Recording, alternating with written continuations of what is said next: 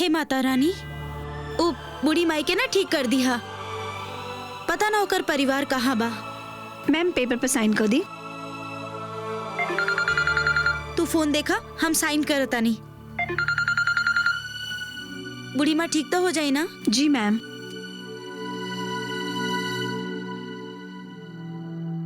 जल्दी ओटी तैयार करा, सीनियर सिटीजन केस बा। माता जी आप गहरी सांस ली।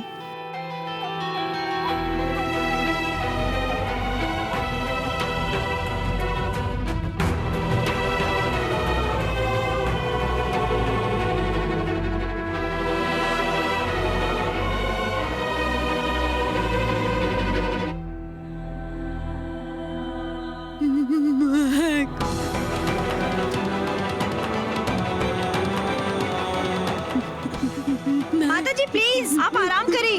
माता जी प्लीज, माता जी आप क्या कर रही हो? माता जी प्लीज अपन मास्क ना हटाई।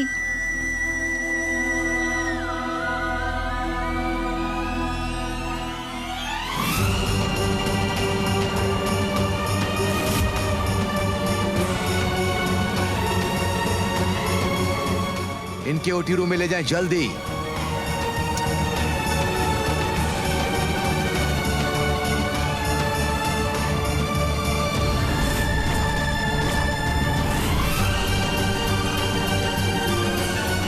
महक, का भइल?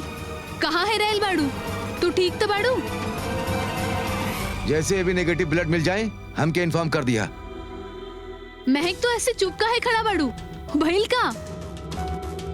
प्लीज केहू जाके चेक करी ब्लड डोनेशन भइल कि ना। डॉक्टर हम जल्दी से जल्दी चेक करता नहीं। हम अभी है नहीं।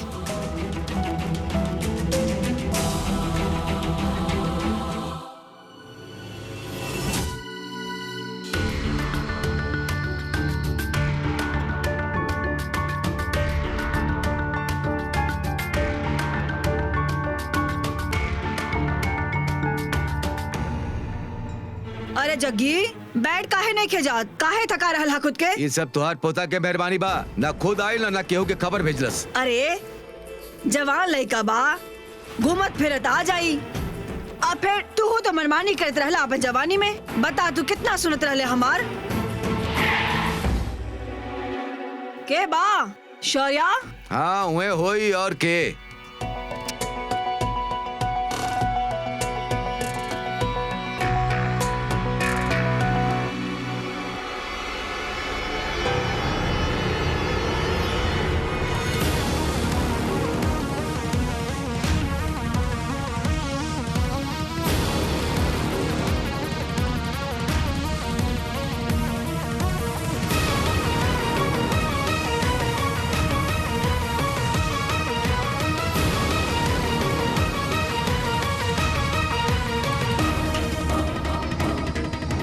तो दुन्नो यहाँ का कर रेलू है? तो दुन्नो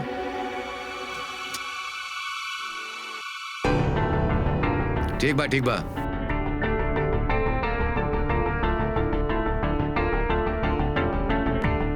ठीक बा ठीक बा।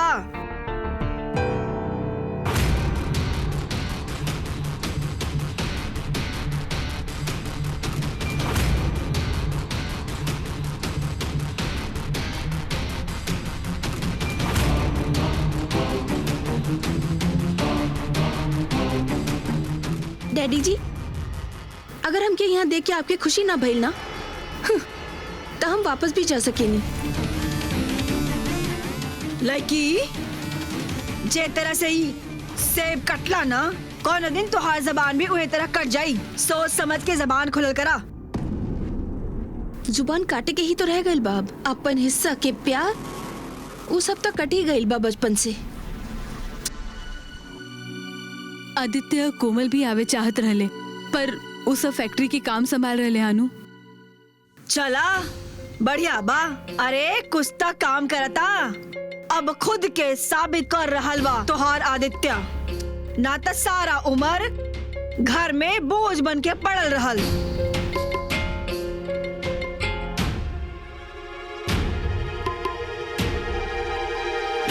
शौर्य दिखाई नहीं के देत। काम से बाहर गई रहा, हमनी के भी ओकरा इंतजार बा।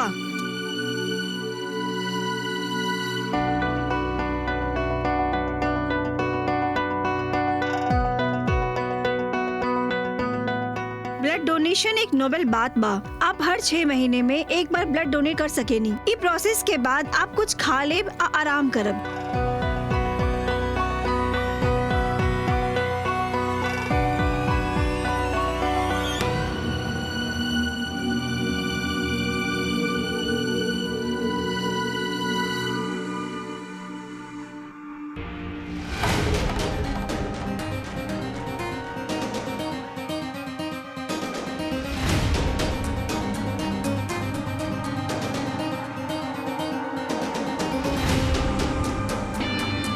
दादी तो हम का करती?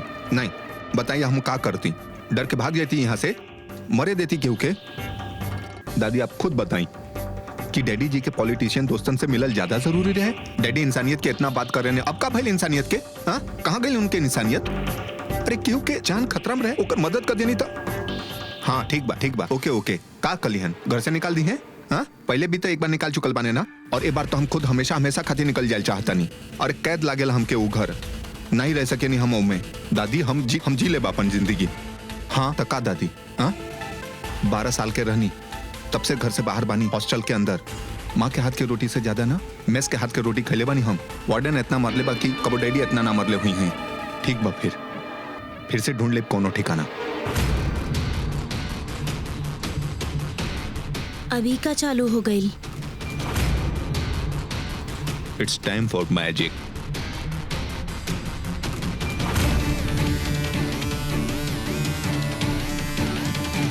क्यों ना समझेला हमके? Not even my father.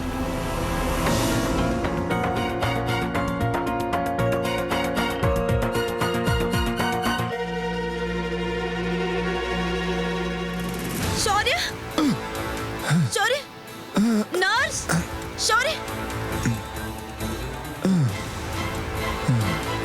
Nurse, nurse.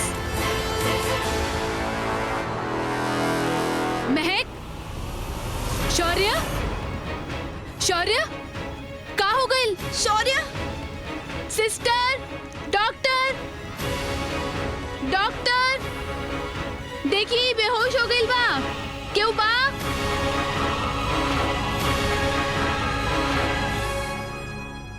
बहुत बहुत धन्यवाद माता रानी। माता रानी के दया से लइका बहुत बढ़िया काम कर रहल बा।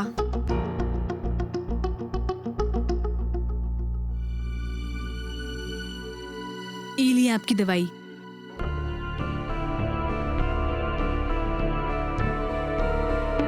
ओ आपसे एगो जरूरी बात करे के रहे, स्मृति के बारे में।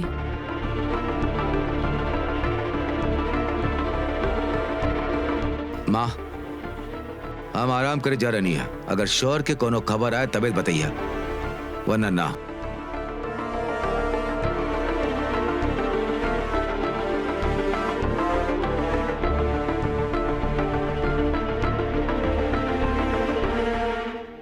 अगर आपके 2 मिनट मिल जाते हमके बस। ना बा वक्त, मन भी नहीं के ये सब सोचे और समझे के।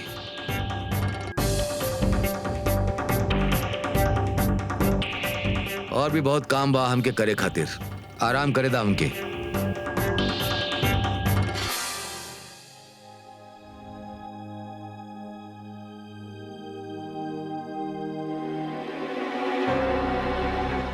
माँ अगर आप डैडी जी से बात ना कर पाइबू तो हम बिना बतैले घर से चल जाए। हम बात कर रहे नहीं हानू, हमके तनी वक्त दा बस। वक्त मांगत मांगत वक्त निकल गई माँ। हम बच्चा से जवान हो गई नहीं, लेकिन हमारे पिता के पास हमार हाल पूछे खातिर 2 मिनट के वक्त नहीं खे। और हमनी ता छोड़, उनका लगे तो के देवे खातिर वक्त नहीं खे। हाँ, सिर्फ एगो तंदुरुस्त लड़का चाहत रहे कुरा तुझसे, और वो सब देवे के बाद तू और हम दोनों साइड क्या कर देले गई। सिर्फ और सिर्फ शौर्य और उनका सपना, और केहू से कोनो फर्क ही ना पड़ेला कोई जिए या मरी। लेकिन अब हमके भी फर्क नहीं के पड़ता माँ। हम अपन जिंदगी अपन तरीका से जियब। बाप के मोहर ना चाहिए हमके। इतना नाराजगी ठीक नहीं खे बेटा। आखिर बाड़े तो वो तोहार पिताजी ना, उनका एक मौका तो दा। वो जरूर समझी, हाँ जरूर तोहार बात मानी। हाँ उम्र निकल गई ली उम्मीद में। अभी झूठा दिलासा में हम और ना रहब। 3 दिन बाद तोरा लगे जब कर ले जे बात करे के बा, वरना हम उहे करब जे हमके सही लगता।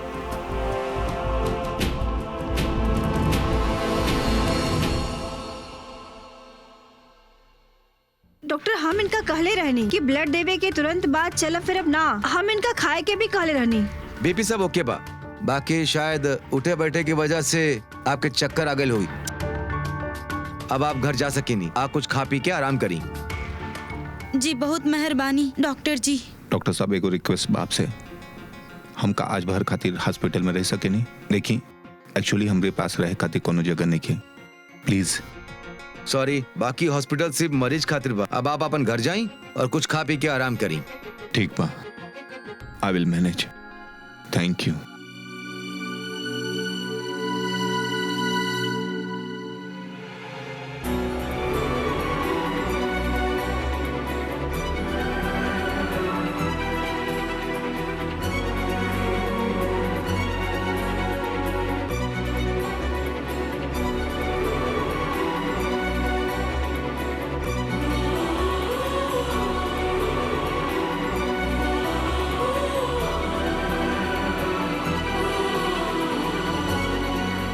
थैंक्स महक हमार मदद करे खातिर। अरे एमे कौन सा बड़ा बात बा।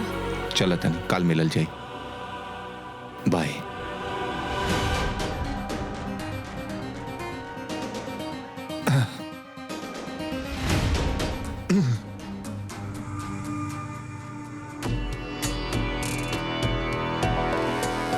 रोकत कहे नहीं खे, चल रोक ना। रुका।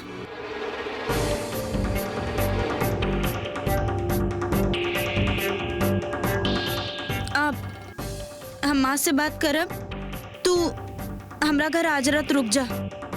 नहीं मैं देखा एकर कोनो जरूरत नहीं है, हम मैनेज कर ले। अरे हम कर रहल बानी ना, एक बार बात तो करे दा। देखा माँ और दीदी दोनों साथ में बाड़ी, अगर दीदी समझ गई ना तो माँ भी समझ जाई।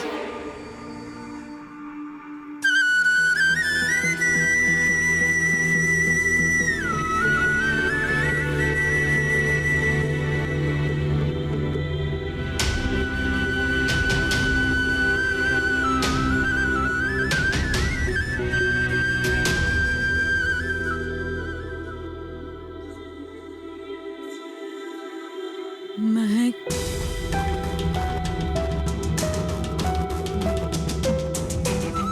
महक,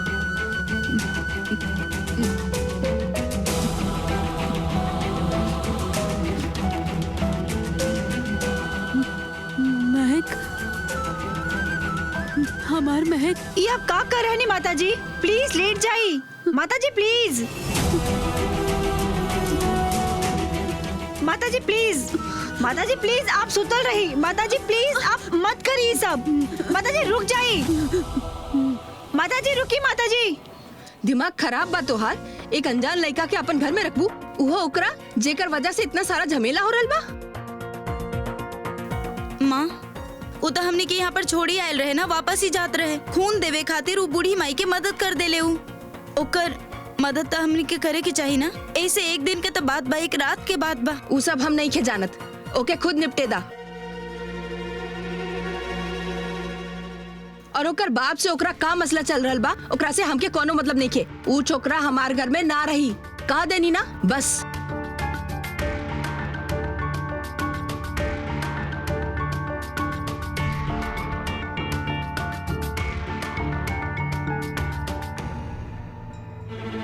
महक,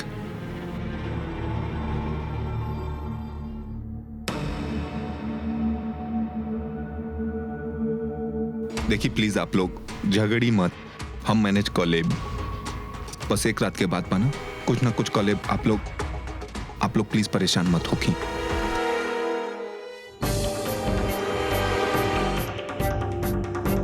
शौर्य तू ठीक बाड़ा ना?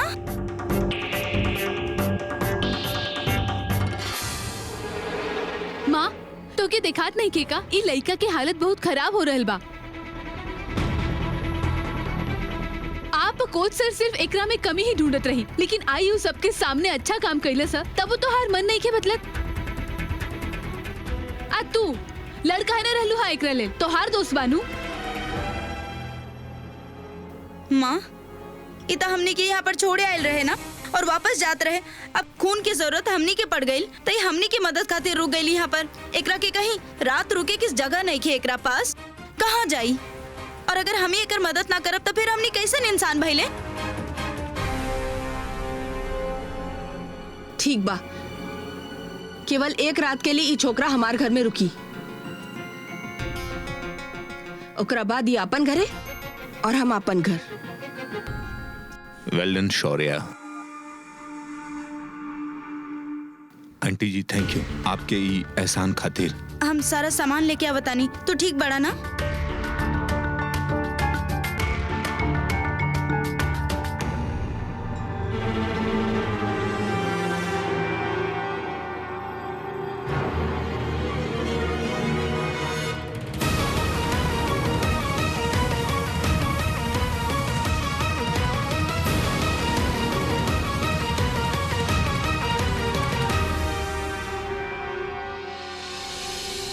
विश्वासघात में तू कोनो कसर ना छोड़ लू, एक के बाद एक चोट पहुंचा रहलू हा। तू घरे ले आयलू तो छोकरा के। सर ये सिर्फ हमार ना स्वाति दीदी के भी फैसला रहे। स्वाति के बोली ई छोकरा तोहार पीछे पीछे आयल हा, तू ओके मना कर ले रहलू जाए से। काहे मेल जोल बढ़ा रहलू हा?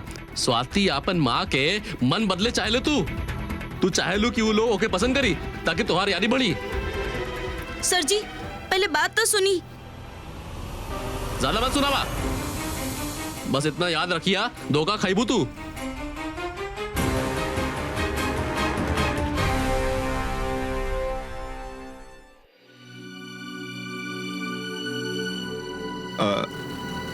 को साहब का हम आपके मदद कर दी?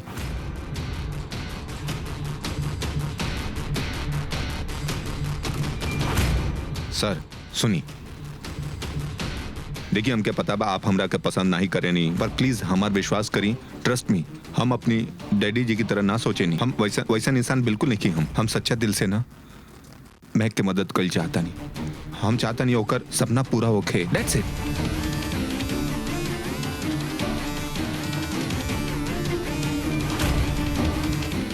Good night.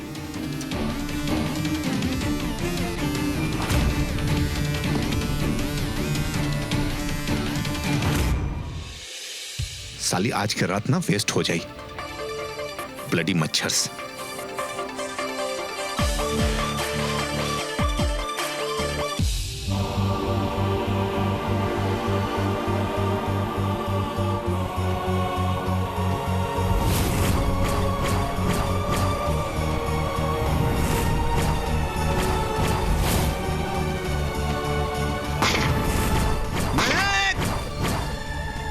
शौर्य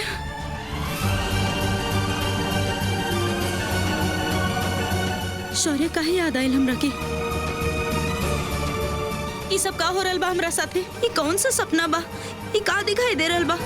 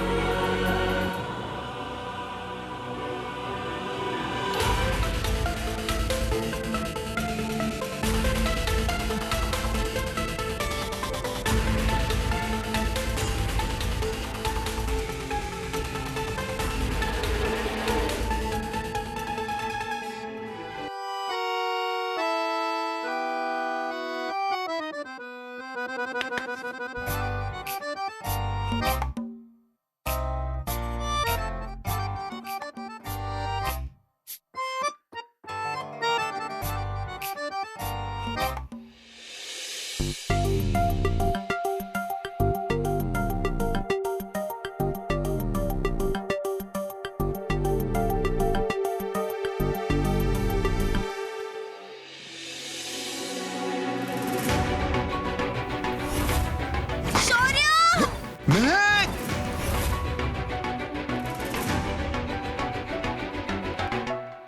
पता बा हमरा के ना बहुत अजीब सा सपना आ रहल बा। देखनी तू जागत रहला तो तोहरा के भी बाहर ले आनी। हमरा के बड़ा अजीब सा लागत रहे। हमरा के ना इस सपना बचपन से आ रहल बा। ऐसा लागत जैसे हम कहीं भाग रहल बानी, बाकी कोनो सर पैर नहीं खे। ऐसा लागेला जैसे कि वो हमरा के मार दे। महक के भी ऐसा सपना आवेला, लेकिन महक और हमके एक जैसन सपना काहे आवेला? बाकी आज तो बहुत डरावना सपना आयल। ऐसा लागल जैसे जे कुछ भी हो रहल बा ना असली में हो रहल। नींद खुल गई हमार पसीना के साथ। ऐसा तो हमारे साथ भी होला।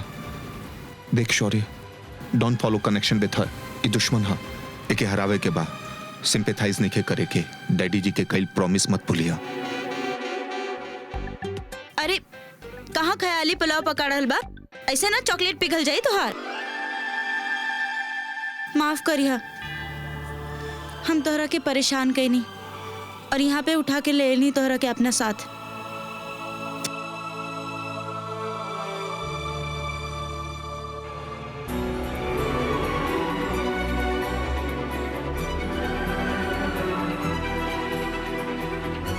तू चाह कर भी ना हमके परेशान ना कर सकेलू।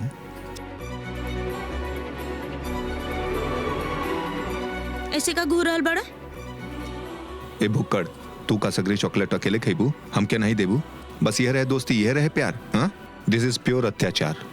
ना, दोस्ती में नो चॉकलेट। चुपचाप दो और ना छीने आवेला हमके। छीनत त हम नहीं हा, अपन हक तू का छीनबा हमरा से?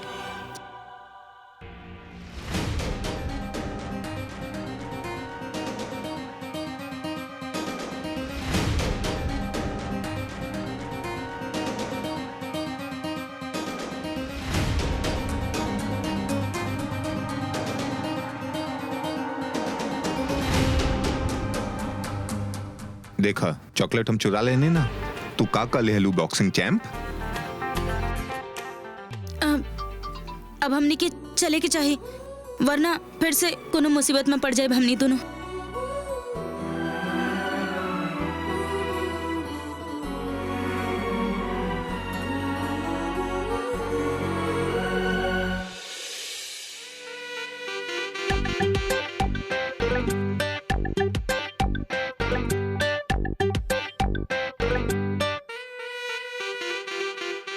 Good night. मच्छर लोग से अच्छा से कुश्ती लड़ी हा। Good night and sweet dreams. Chocolate जैसे।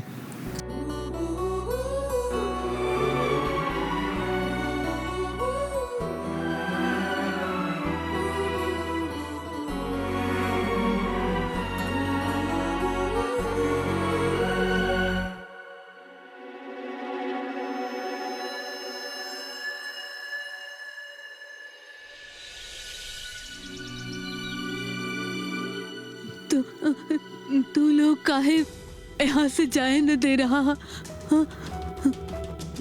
वो लोग के रहे जे लोग हमके यहाँ लेके आए रहे? बतावा ना बेटा, के रहे? माताजी आप प्लीज रेस्ट करी। आपकी तबीयत खराब बा माताजी। बेटा तोके तुम्हार घर वाला के गिरिया हमके उनके पास ले चला। माताजी प्लीज आप सुत रही। हमारी शौर्य महक।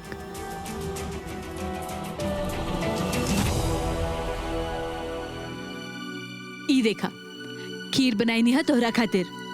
खीर से कुछ ना हुई माँ, तो के डैडी जी से बात करे के ही पड़ी। पहले तू खीर तो खा लो, बात बाद में करब।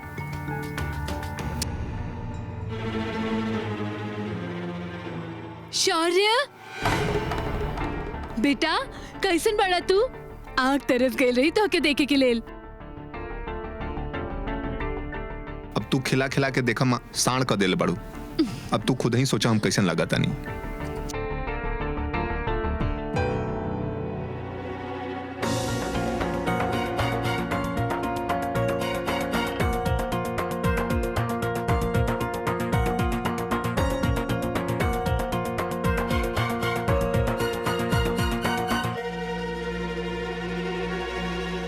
दीदी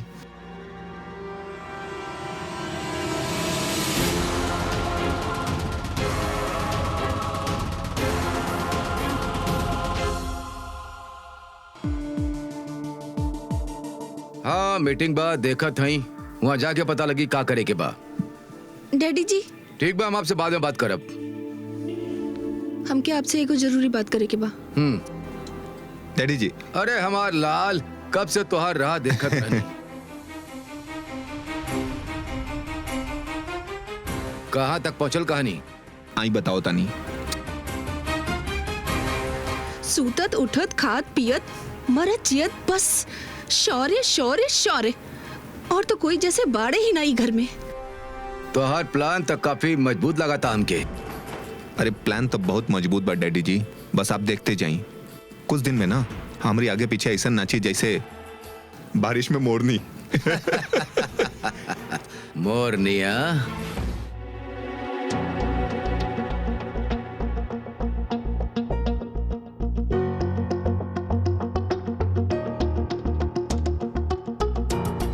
तू नाश्ता ना कैला हा? ला जूस पीला।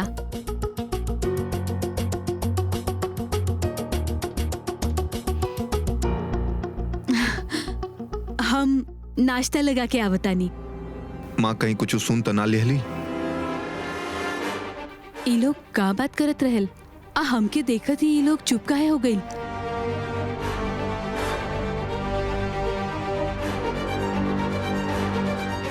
शौर्य केकरा बारे में बात करत रहे?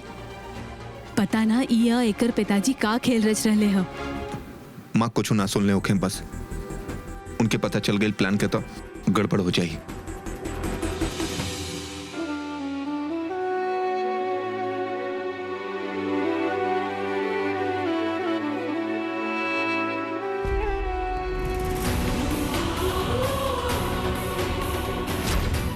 तू चाहकर भी हमके ना परेशान ना कर सकेलू।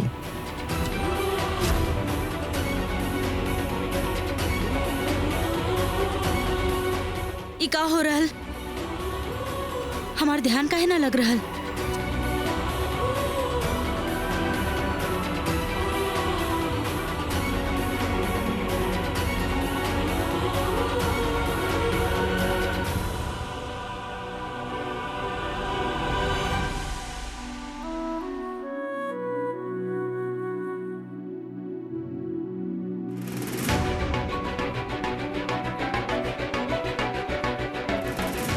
ओ चैंपियन, तार प्रैक्टिस कैसन चला था? बढ़िया बा, अभी और करे के बा।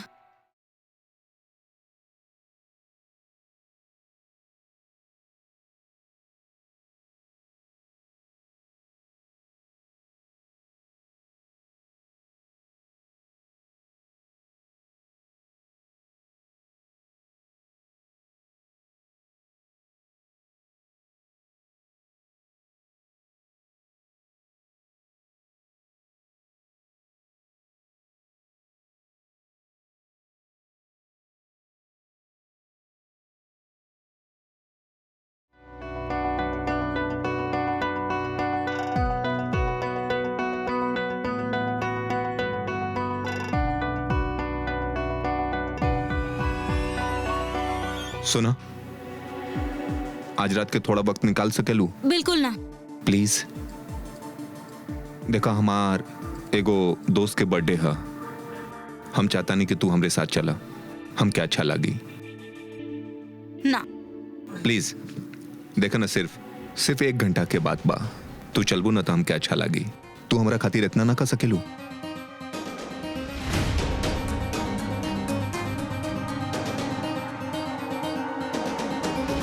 प्लीज ना महक। माँ कहीं ना जाए दी। कम ऑन यार, समझा दन अपनी माँ के। समझा बाके, कल हमार प्रैक्टिस बा, वैसे भी माँ के रात में बाहर जाए के पसंद ना बा। देखा, प्रैक्टिस तो तार रोज चलत रही ना, माँ कबो समझे वाला नहीं के तार। एकर मतलब ये है कि तू अपन कबो जिंदगी ना जीबू अपने हिसाब से। हमार लाइफ में सिर्फ बॉक्सिंग बा। हमके सुबह जल्दी उठे के पड़ेला, रात के जल्दी सोते के पड़ेला। ठीक बा, देखो हम तो अपन दोस्ती निभौनी, अब तहार बारी है। अब हम देखता नहीं कि तू दोस्ती निभाओ ताड़ू या सिर्फ बातें बनावे लू।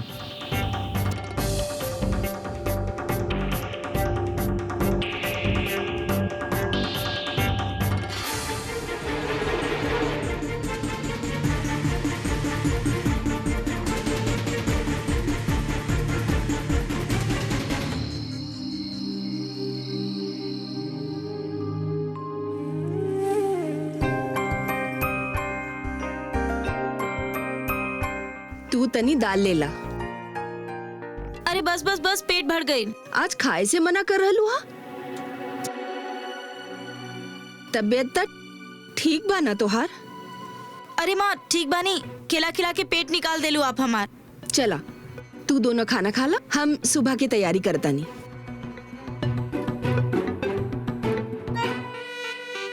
माँ से कैसे मांगी इजाजत?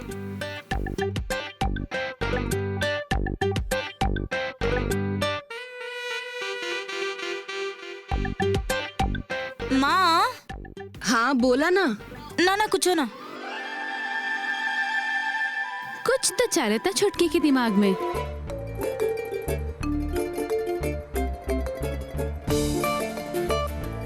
प्रैक्टिस के बहाना बना देता नहीं। अब माँ हो सकेला हमरा के अभी प्रैक्टिस में जाए के पड़े। कोच साहब से मिलने रहलू आज तू कॉलेज में? ना, माँ से झूठ बोले के तो मन नहीं खे, बाकी अगर सच कहनी ना तो इजाजत ना मिली।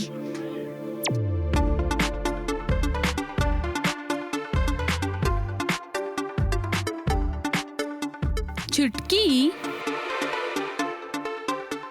ई समय प्रैक्टिस गुलचर्रा उड़ावे जा रहलू अनु। चुप करा। अच्छा तू चुप करेबू हमके? अच्छा चला फिक्र मत करा, माँ के हम संभाल ले। तू ना बहुत अच्छा बाड़ू। हाँ समझ गए ना का करे जी।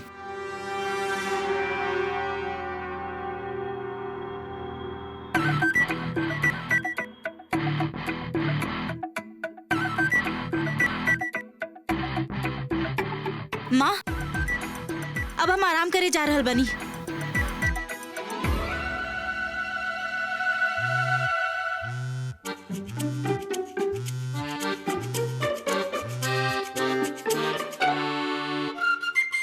साढ़े 8 बजे? लड़की की तबीयत तो ठीक बा ना? हाँ माँ, थक गई हुई।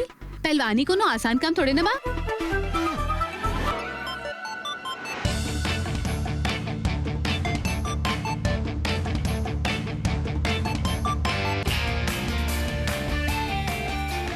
ई तो बहुत छोटा बा। ई कैसन ड्रेस बा? ई हम कैसे पहनब? आज से पहले तो ऐसन कबो ना पहननी, अब कैसे पहनी? ई शौर्य भी ना पता ना का सोचत रहेला, बड़ा मुश्किल में डाल देवेला। ई कैसे पहनी? ना पहनब तो ओकरा बुरा लगी, और पहनब तो हमरा अंदर के बॉक्सर के बुरा लगी।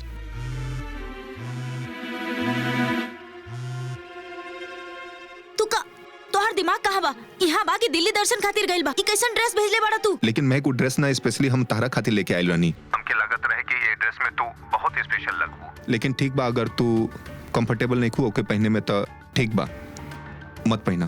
यू नो व्हाट, वो ड्रेस के पहनने के बाद जब तू क्लब में एंटर करतू ना तो सबसे ज्यादा हॉट तू ही लगतू। आई स्वेयर महक। देखा तू अंदर से बाड़ू ना एगो मुस्टंडा बॉक्सर, लेकिन बाहर से तो बाड़ू एगो अच्छा से लड़की ना, स्वीट से लड़की ना। तो कब ओके भी दिखाओ के मौका दिहल करा ना। एनीवेज हमके लागत रहे कि जब तू क्लब में एंटर करतू ना, हमार दोस्त अगर तो के वो ड्रेस में देखते हैं तो वो ये बोलते हैं कि शौर्य का बात बात तार गर्लफ्रेंड टोटा बा यार। गर्लफ्रेंड? गर्लफ्रेंड? लेकिन खैर अब आखिर तहार चॉइस बा कि तो के नहीं के पहने के तो मत पहना। I can't force you.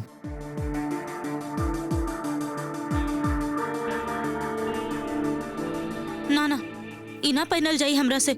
हम ना पहनब ई सब। ई तो कुछ ज्यादा ही हो रहल बा।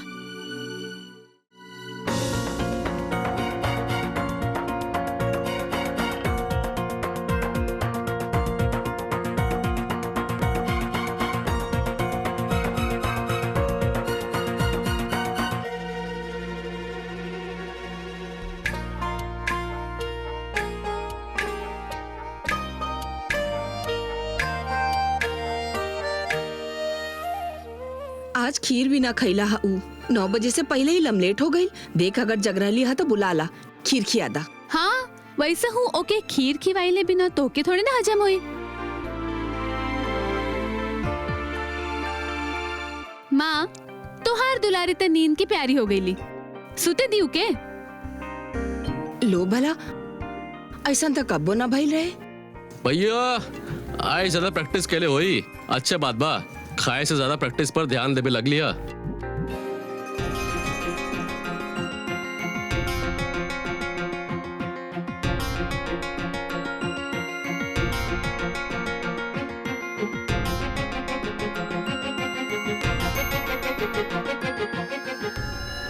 आज आई मजा।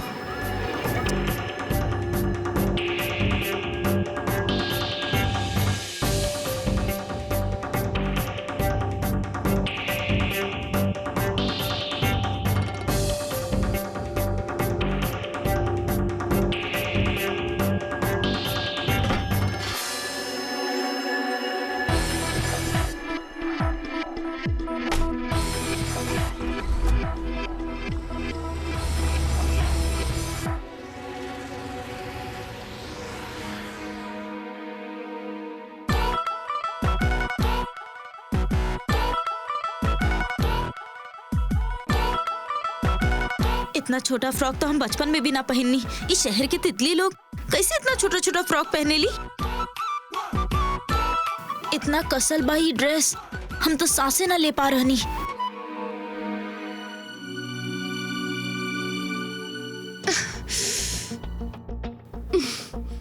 मच्छर?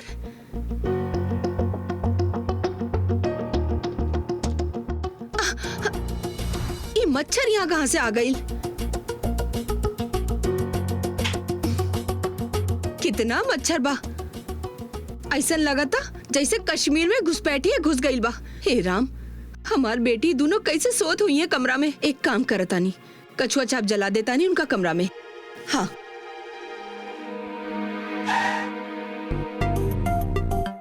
सुना, चली डेस्टिनेशन आ गई।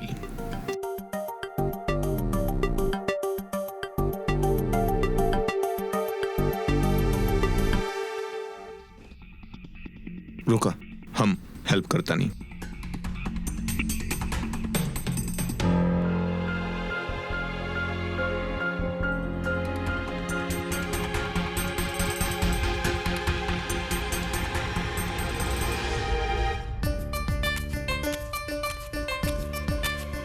ओ तेरी माँ,